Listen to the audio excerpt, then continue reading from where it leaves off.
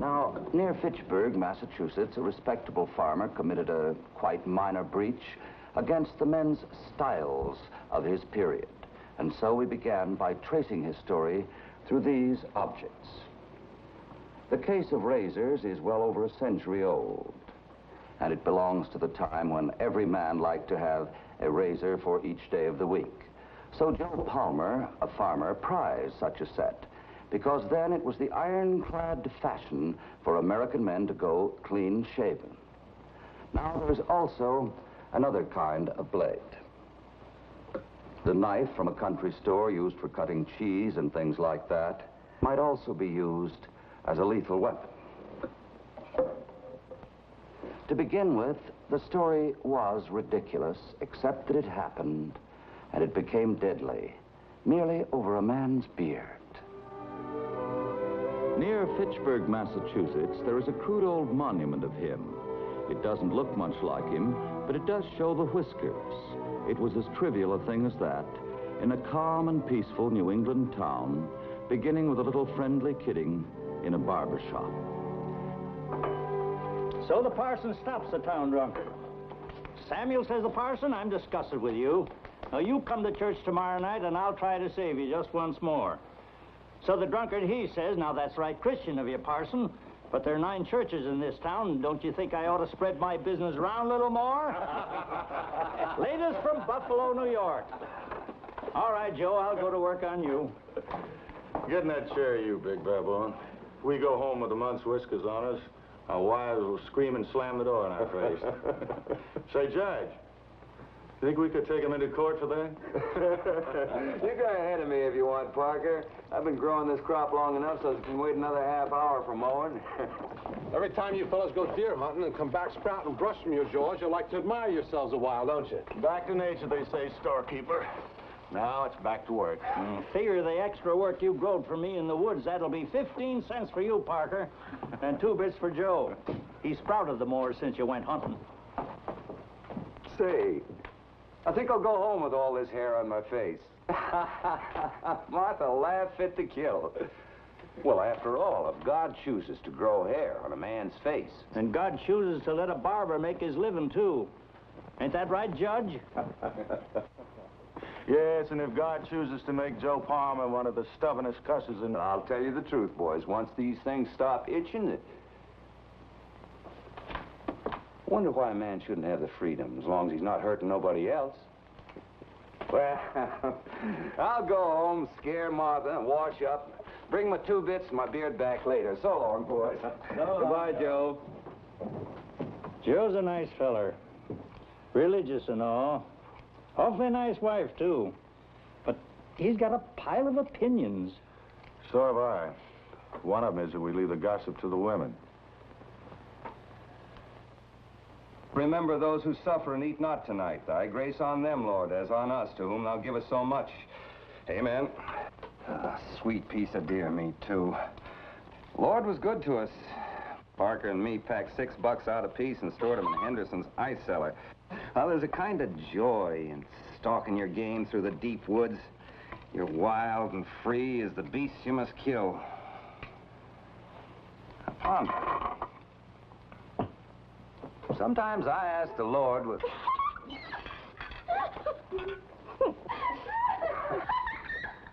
Now, stop that. Come back here, Timothy. I'll not have my own...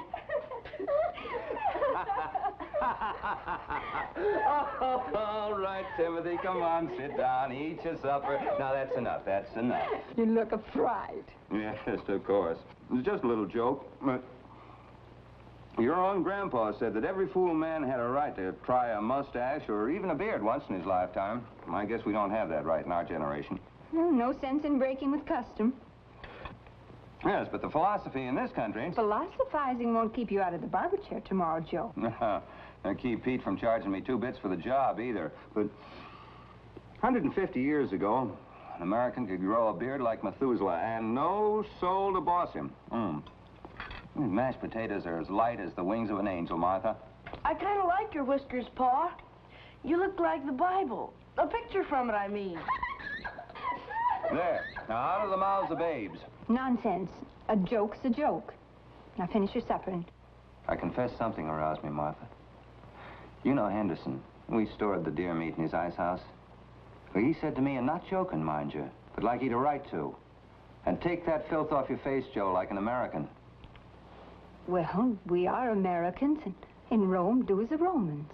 This ain't Rome, Martha. That's my point. This ain't Rome.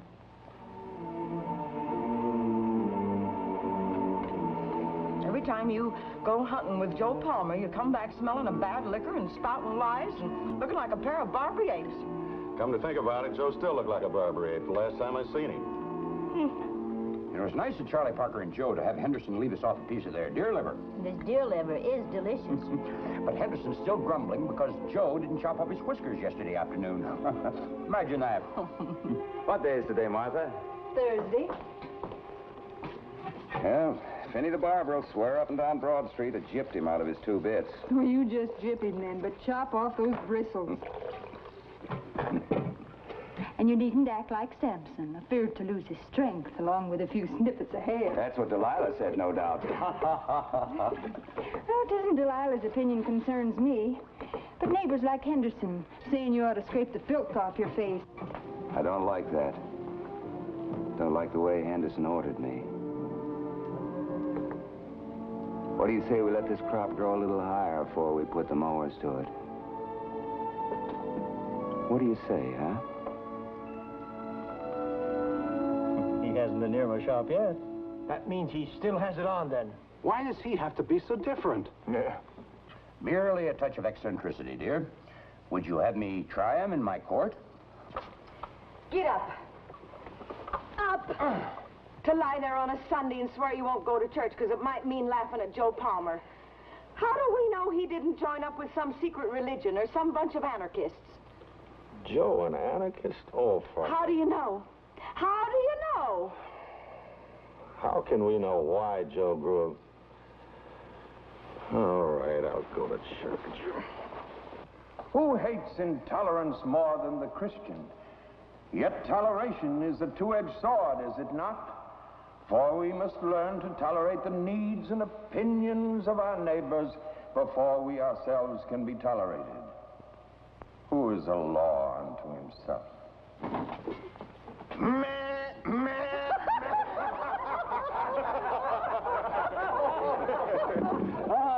All right, have your fun, but let me have mine, too. After all, folks, it's getting pretty darn silly. All the jokes about's 4 inches of hair. Which should be a growing atop his head where they belong.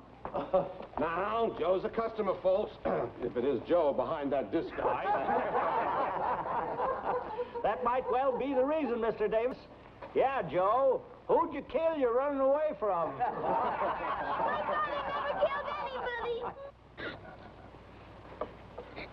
No. We'll be going. Is that everything on Martha's list? You still trust him with credit, storekeeper?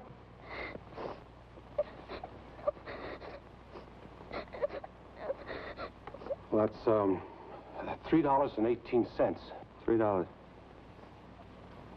Well, you know I never carry no money in my overalls. Oh, I was only funning, Joe, but... I'll tell you this. I'll never go hunting again with a man who hides his face from me. Shut up! Joe, this has gone way past where it should. I'll lend you the money, of course, but I don't know as I'll allow any man to... Look, I'll give you the $3.18 for old time's sake. And that beard. Jokes. Stand up for what we intend. Stand up or get down. You shave or you and your kind get out. My kind? Listen, Your kind. Your kind is what I mean. Pick up your groceries. Your friend should be run off by anybody man enough to protect the decent women of this town. Wait a minute! Neighbor! Neighbors. 14 good years among you. And I never knew. Your watchful eyes. Your little...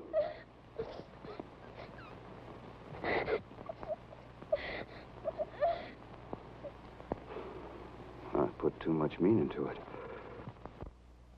Thanks, Parker. Keep your food, storekeeper. I'll please you all. Come along, children.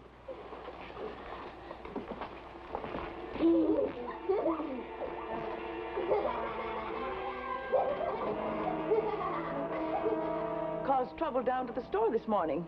He had his secret reasons. Why should he persist? What's he fighting for? For something deep and secret that he should persist so strong.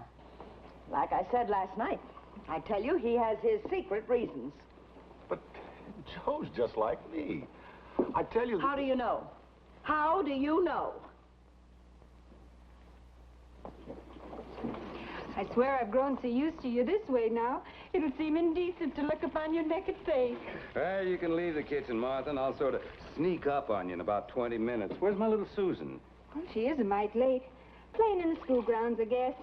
If she don't come shortly, I'll send Tim. It was the sight of a young face, Martha. Then I guess I got tired of seeing something nasty hiding right behind their eyes. Well, martyr or no martyr, I never felt better in my life.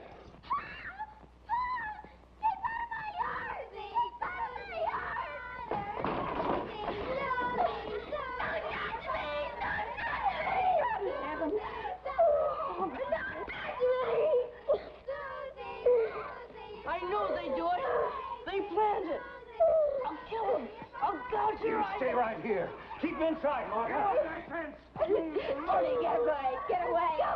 Go on, get away. I want forever to die. Baby. Susan. Please go away. Go away from me. Let him go, Mother. Don't let anybody see. Baby. I ran clear down Broad Street, and the grown-ups shouted and laughed at me. And they didn't make the children stop. They didn't make them stop. They cut under my hair, and they pulled me to a place and shoved me in. Don't let anybody see me again. Baby. I'll kill somebody. I'll kill him.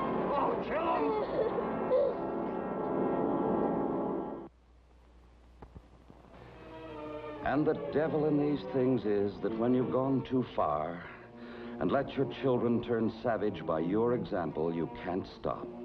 And knowing that if any one of you had had a little girl so treated, you would go hunting through the town to vent your rage, and so you knew he would. And gathered in the store to trap him, trying to make yourselves believe the whole blame lay upon a beard. What time is it? It's a difference.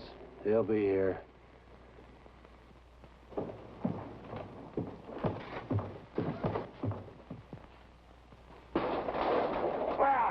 Where are you?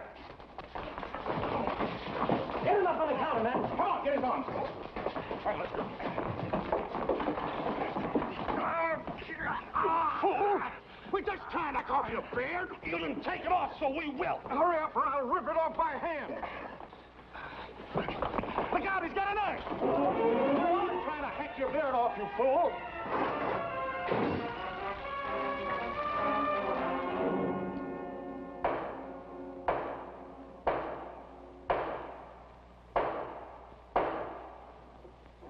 And I will not hear a word, since there is no more in direct evidence. My court has not seen such a travesty in a dozen years. In fact, never mind. Assault and battery with lethal weapon. Charge sustained. Luckily for you, they didn't bleed to death, which would have sent you to the gallows. 1 year. Now get him out of here fast. It was inevitable, as I pointed out 5 months ago. Very clearly, he belonged to a society of religious reformers, and his beard was a symbol. I hunted and fished with him for years. And in one summer, it come out what he really was. We should have realized years ago, but nobody paid any attention. Walking around the house isn't going to put you to rest one jot. Now that justice has been done and I can sleep safe of nights, I'm willing to shut my tongue if only others have the same good sense. Now, you come to bed. No. I'm going outside for a while.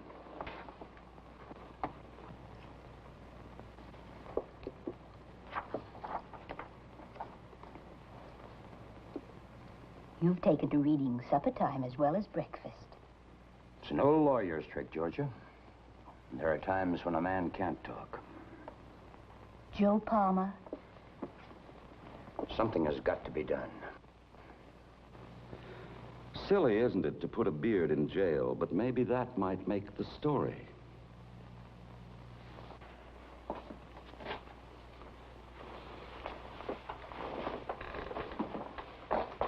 Ready for you now, sir. No rush.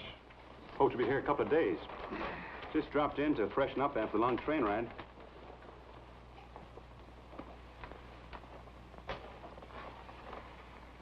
Anything wrong? Oh, you'll set yourself on fire. You better shut up, Fred.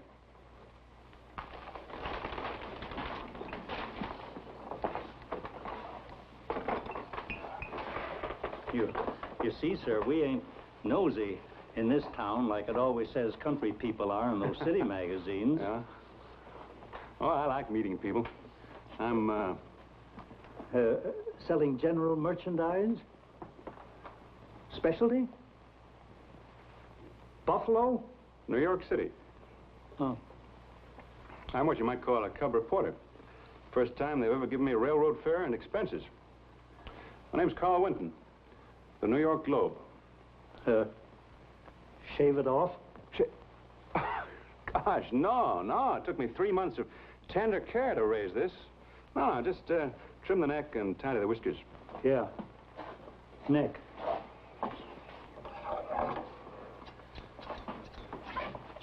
You like the beard? They're becoming all the fashion here and there. In fact, they're sweeping over the East like wildfire just the past few months. Doctors, lawyers, bankers, reporters. Americans? It's very funny. Well, it'll feel good to get some of the cinders off.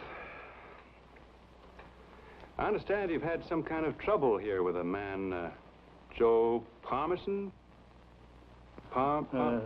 Just Palmer. Oh. Joe. Yeah, I thought you'd know, being the barber. I heard he got a jail sentence. I wonder if you could tell me why. Well, just exactly to go into a condition which you might say is strictly our own business, I'm not the man to see. There's others closer to the mess. I'm not... Look, mister, you go see the marshal or the judge. Sure, of course. Why? What was the reason? Tell me the reason.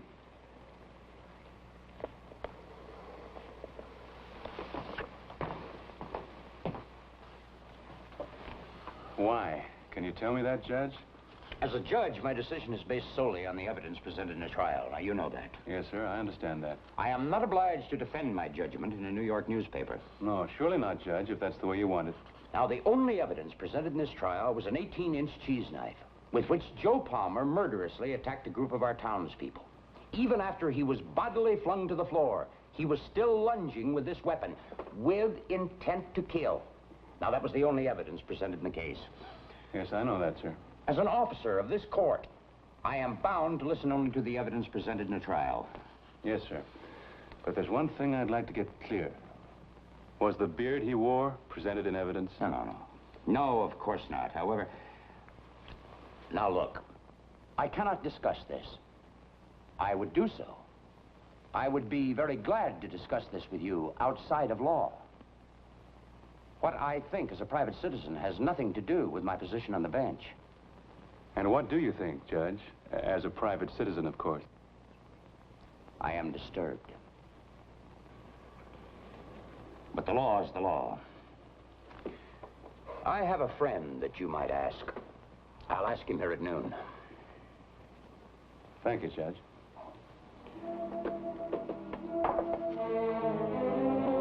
Why did you do it? I apologize, Reverend. Why did they do it? Well, these matters, young man, are the unwritten laws of a congregation. In order to worship as one, there must be solidarity. The early Christians themselves, for example... Yes, sir? I'm subject to great confusion. I've searched my soul. There's a woman here in this town, Mrs. Parker, I think, who seems to enjoy making trouble, who told me, Reverend, that her husband came to your house the night they planned to trap Joe Palmer into making a wild attack so they could shave off his beard by force. And she said that her husband asked you if it was right. I'm not obliged to answer irresponsible questions. I advised against it. I see, Reverend. Thank you. Oh, hello, Mr. Winton. Get your story? What the dickens is this, Judge? The young man wants to know why, Parker. How do you like it? I was in the store. I held Joe down with my thumbs digging into his throat. That's how much I like it. I have insisted, however, that the case was tried on the evidence. At the same time... The interesting thing, gentlemen, is that we would never have heard about this incident at all had it not been that someone in this town, a man of education, wrote us an anonymous letter in which he said that local children had been led to outrage a little girl with filth in order to punish her father. That's quite a story. You didn't write that letter, did you, Judge?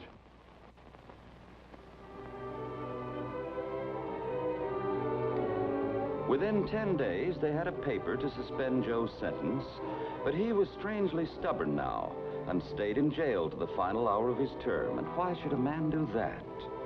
And then he walked the town square again among us, perfectly friendly as if it hadn't happened at all. And the years went past, and now half our men were sporting beards, a matter of the style, of course. We were having a little kidding in the barber shop, and when Joe spoke of it at last, he left it no plainer than before. And the drunkard turns to the minister and he says, that's right Christian of you, parson, but there's 9 churches in this town. Don't you think I ought to spread my business around a little bit? That's the latest from Buffalo, New York. That was the latest from Buffalo in your Uncle Pete's time. The first time I heard that story was the day I decided not to shave my whiskers off. Well, I heard the story of that, Joe. It never made any sense to me. It didn't make any sense, did it, Reverend? Old times of witch burning would have seemed more reasonable. Are you coming over to dinner Sunday, Joe? No, I thank you, sir. I'm going hunting with Parker and Timothy. Mind if I leave the gun?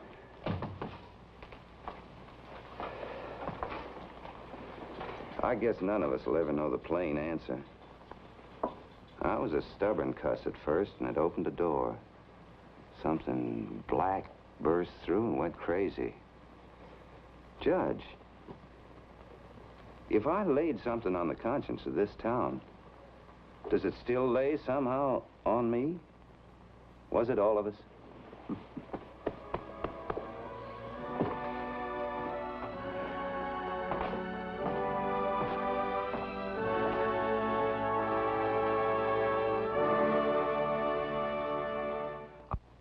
You may recall that in the beginning we showed you some film which we took of the monument to Joe Palmer, which is near Fitchburg. And now we can read the inscription. Persecuted for wearing the beard. But Joe was by no means the first, not by a long shot, not by several thousand years. This statue represents a Greek fighting man of over 2,300 years ago. And in spite of the long hair on top of the head, you will notice that he is a clean-shaven man. Alexander the Great, it seems, figured that if his soldiers were clean-shaven, then the enemy in hand-to-hand combat couldn't grab them by the beards, which made a great deal of sense at the time. But several centuries later, it had become a mere style. Nevertheless, if you wore a beard, you were the enemy because you looked a little different. And it was this fear of that which appears strange, which was the real villain that pursued Joe Palmer. And so, until we meet next week for another story, good evening.